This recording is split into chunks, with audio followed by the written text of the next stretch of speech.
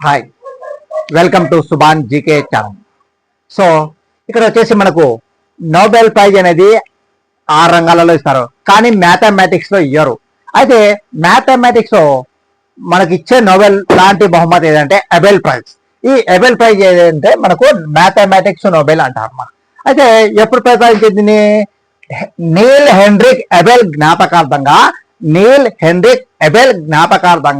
2003 సంవత్సరం నుండి దీన్ని ప్రారంభించారు.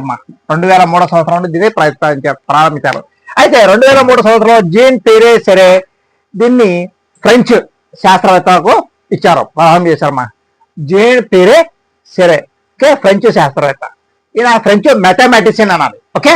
అయితే 2005లో మనకు ప్రజెంట్ కరెంట్ అఫైర్ పరంగా చూస్తే మసాకి కాసివారా జపానీస్ మ్యాథమెటిక్స్ ఇచ్చారు. అయితే 2004 సంవత్సరంలో మైకేల్ టెలగ్రాండ్ ఫ్రెంచ్ శాస్త్రవేత్త ఇచ్చారు.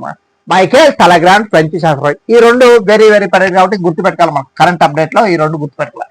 అయితే మన ఇండియన్ ఎవరంటే, ఈ నోబెల్ ప్రైజ్ పొందిన మన ఇండియన్ ఎవరంటే 2005 సంవత్సరంలో ఎస్ఆర్ శ్రీనివాసవర్ధన్